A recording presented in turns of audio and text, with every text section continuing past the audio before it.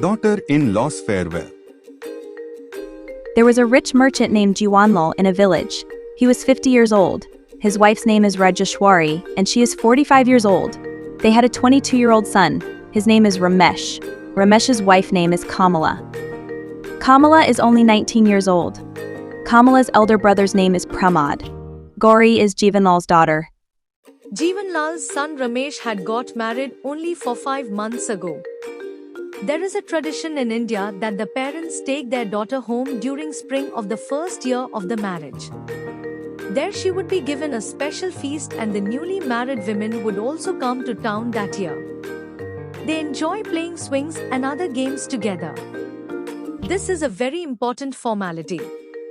Kamla's younger brother Pramod had come to take Kamla to their house for the spring festival. Kamla's father-in-law Jeevan Lal refused to send Kamla with Pramod. Pramod pleaded several times but Jeevan Lal refused.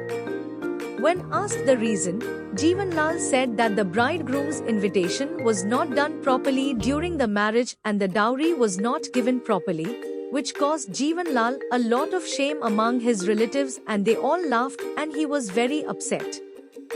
When Jeevan Lal complained to Pramod that he did not give dowry properly, Pramod said we gave as much as we could. Jeevan Lal said angrily, if that is all you can do, then the groom should have found a place suitable to your worth. Why did you have an affair with us? Why did you want to have an affair with the palace while living in a hut? The wound caused during the marriage is still fresh today. Pramod said we will try our best to give you what you ask for. You must first send Kamla with me. Jeevan Lal looked at Pramod and angrily said that the hair on my head is not graying by sunlight but by experience. I know the world. You? The little boy born yesterday is trying to deceive me? Jeevan Lal said give 5,000 rupees in my hand and take your sister Kamla. Pramod said that it is very unfair. Your problem is with us, why are you taking revenge on my sister? Pramod told Jeevan Lal, if Ramesh were here, he would definitely send Kamla with me. To this, Jeevan Lal replied, my son is not like you, he wouldn't open his mouth in front of elders. He wouldn't argue. He listens to what is said. Pramod said to Jeevan Lal, you are humiliating us because we are from bride's family. Don't forget that you also have a daughter. Jeevan Lal said that, even though we have a daughter, we are not like you. We organized our daughter's wedding reception so grandly that all the guests who attended the wedding were amazed. Even though we were the bride's family, we held our heads high during the wedding. Ramesh has gone to bring Gauri, and she will be here in a little while. She will spend her first spring season here. The burden of the sin that shattered Kamla's dream will fall on your hands. You say, my sister, but isn't she anything to you? Pramod asked. To this, Jeevan Lal replied, you cannot place a daughter and a daughter-in-law on the same scale. A daughter is a daughter, and a daughter-in-law is a daughter-in-law. Pramod said you are being stubborn with your opinion, there is no use talking to you. I am leaving for the village. Before I leave, please allow me to speak with my sister for a moment, he asked. Jeevan Lal told his wife Rajeshwari to send Kamla to the hall, and then went to check if the swing had been set up in the garden. Jeevan Lal told Pramod, don't forget to bring medicine for my wound the next time you come. After Jeevan Lal left, Pramod sat on the sofa. Kamla came and stood quietly beside him. Pramod asked Kamla to sit down. Kamla started crying. Pramod said to Kamla, don't cry, Kamla. There is no one here who understands the value of your tears. Don't be afraid, Kamla. I will go to the village and come back. When I return, I will bring medicine for your father-in-law, he said. Kamla didn't understand and asked, medicine? What medicine? Pramod replied, yes, your father-in-law has a wound in his heart caused by our actions during the wedding. He says he needs 5,000 rupees as medicine for that wound. Don't worry. I will definitely arrange for the medicine. I will sell the house and come back with the money. In today's market, our house will fetch 7 or 8,000 rupees, he said. Kamla immediately said with great sorrow, "Don't sell the house for my happiness." To this, Pramod asked Kamla, "Don't you want to celebrate your first spring season at your mother's house?" Kamla replied, "Which girl wouldn't want that? But do we have to pay such a high price to fulfill that wish? Where will you go after selling the house for my sake? In another 1 or 2 years, we have to arrange Vimal's marriage as well. Don't worry, brother. I will stay here. Gauri is coming, and she is very nice. She always has a smiling face. When I am with her, I won't miss my friends," said Kamla. Pramod immediately asked, "Even if not today, one day we will have to pay. How long can you be happy among people who trade love for pieces of paper, Kamla?" Kamla replied, "In time, everything will be fine, brother. My mother-in-law is the embodiment of love. It's just my father-in-law who is a bit stubborn. He will also change gradually. Don't believe that Gauri and your mother-in-law are kind to you. They are all made of the same metal. Even your mother-in-law's love is just a facade," Pramod was telling Kamla when Kamla's mother-in-law, Rajeshwari, overheard the word facade. She asked Pramod, "What facade are you talking about? What do you mean by facade?" Pramod was shocked and feared that she might have overheard their conversation. Pramod replied to Rajeshwari, "Nothing, mother. Kamla and I were just talking." Rajeshwari asked Pramod if Jeevan Lal had given permission to take Kamla away. Pramod remained silent without giving any reply. Rajeshwari said, "I understand. He won't listen to anyone because of his stubbornness. Ever since you wrote the letter saying you would come to take Kamla, he has been lamenting. He keeps saying that he has been humiliated and that the dowry was not given properly." "All right, tell me, how much money did he ask for?" Rajeshwari asked Pramod. Pramod said that there was no discussion about money.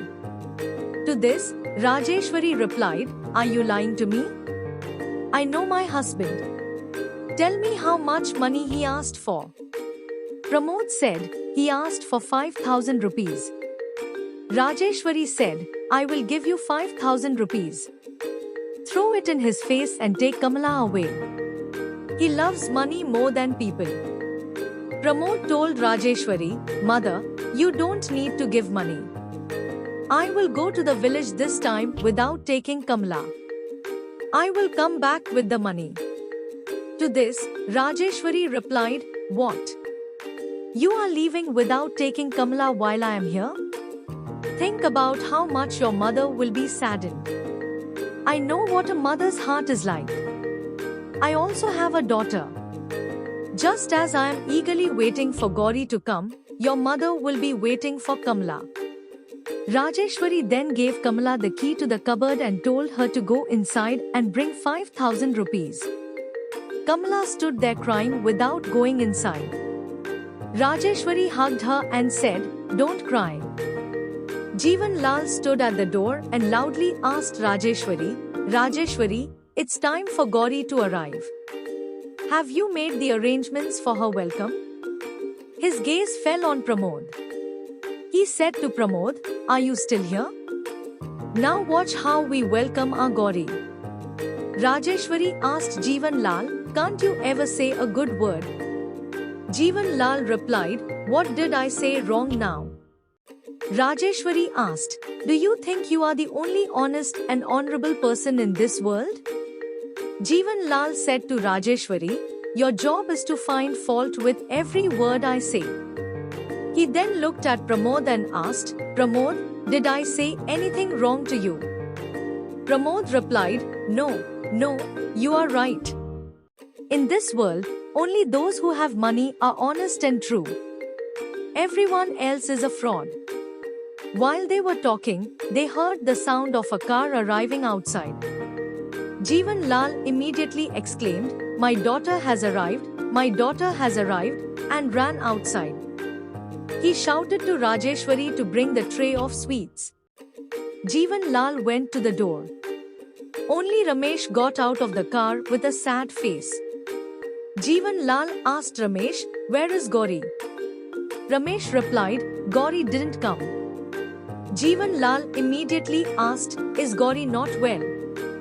Ramesh said, "She is fine, but her mother-in-law refused to send her." Jeevan Lal asked for the reason. Ramesh replied, "They say we haven't given the full dowry. I have given all the money I earned in my life as dowry. Even then, they say the dowry is not complete." Such greedy people, said Jeevan Lal. To this, Rajeshwari replied, "Why are you blaming them? Now you talk about justice and righteousness, but what were you saying a while ago? Can you please stay calm? What wrong did I do? They have humiliated me by not sending my daughter," said Jeevan Lal. "Didn't you also humiliate someone by not sending their daughter? Haven't your eyes opened yet? The way you expect others to treat your daughter, you should treat others' daughters the same way.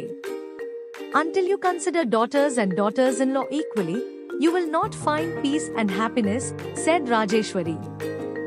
Jeevan Lal said, "Daughter, daughter-in-law, daughter-in-law, daughter. What a strange confusion." To this, Rajeshwari immediately replied, "If all in-laws understand that they too have daughters, all confusion will be resolved." Jeevan Lal agreed with Rajeshwari. Watching all this, Pramod slowly came forward and said that he was leaving for the village. Jeevan Lal asked, "Are you leaving for the village? Take Kamla with you. Tell her to get ready." Pramod asked, "Didn't you say you would only send her if I brought medicine for your wound?" Jeevan Lal replied, "My daughters-in-laws have sent the medicine for my wound. Sometimes even a blow works as medicine." Everyone happily went inside and made arrangements for Kamla to leave with Pramod. Bahu Ki Vidha is a Hindi social play written by Vinod Rastogi. Through this play, he emphasizes that there should be no discrimination between a daughter and a daughter-in-law, and both should be treated equally. Additionally, he strongly opposes the practice of dowry, which is prevalent in society.